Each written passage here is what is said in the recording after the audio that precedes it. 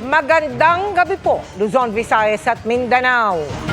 Nauwi sa paninigas at pag-iyak ang paghitit umano ng isang rider sa isang uri ng sigarilyo na kung tawagin ay tuklaw. May naitala ring 3 kabataan na tila kinukumbulsyon dahil sa sigarilyong ginagamit sa Vietnam. At may mas malakas na uri ng tabako. Hinala ng PIDEA may halo ang sigarilyo. Hinihintay na nila ang resulta ng lab test sa sample ng mga hinit-hit. Nakatutok si Mark Salazar.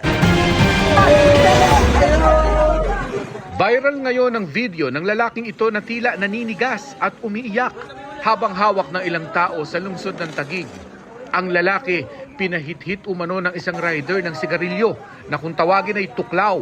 Matapos nito'y ganito na raw ang sinapit ng lalaki na dinala sa ospital.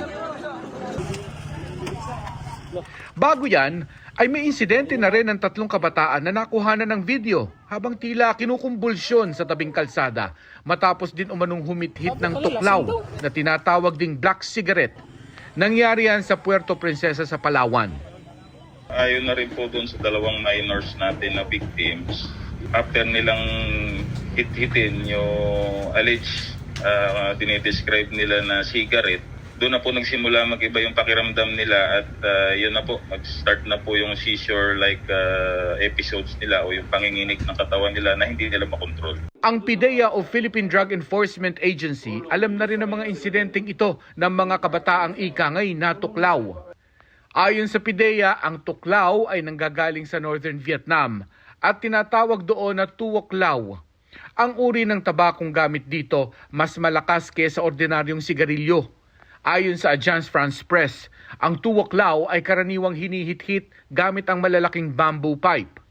Ayon naman sa ilang artikulo online, hindi raw ito hinihit-hit na parang ordinaryong sigarilyo at dapat hinay-hinay lang dahil lubha itong matapang. That's 9% yung nikotina niya as compared to the regular cigarettes na around 1 to 3% nicotine lang. So, dun mo makikita na mataas talaga ang concentration ng nicotine sa tuklaw cigarettes. Bakit to ganun kataas? Because of the plant na ginamit dyan, yung Nicotina rustica.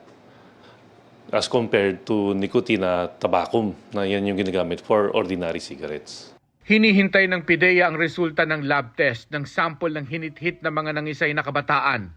Pero may suspetsya na ang PIDEA, posibleng may ibang halo ang black cigarette na kanilang hinit-hit. Kung talagang black cigarette o tuklaw cigarette lang ang hinit-hit ng mga kabataang ito, malakas na rin ang tama pero hindi para mangisay ng ganito. Posible mga cannabis, shabu and cocaine, there are also hallucinogenic effects po. So depende sa resulta ng laboratorio, depende sa katawan ng tao, yun yung maging epekto sa tao. There could be seizures, there could be hallucinations. So, tinanong naman natin yung kasama rin nila na nanginig. May mga binabanggit naman siyang kung saan niya nakuha, pero subject for investigation pa natin para ma-confirm talaga natin kung kanino nang galing talaga itong alleged na sigarilyo na hinit-hit niya. Sa ngayon, nagpapatuloy ang investigasyon ng PIDEA. Sinisilip din nila ang bentahan ng tuklaw online na sa pagkakaalam ng PIDEA ay hindi raw kasama sa mga regulated na sigarilyo sa merkado. Nagbuo na ng Special Task Force ang PNP para sa kasong ito na pangungunahan ng PNP Puerto Princesa at gagabayan ng PNP Mimaropa. Kailangan pa ng masusing investigasyon ho dyan kasi maaari hong naging adventurous lang itong mga ito. Or there could be a possibility na may nais mag-smuggle ng mga prohibited items sa ating bansa.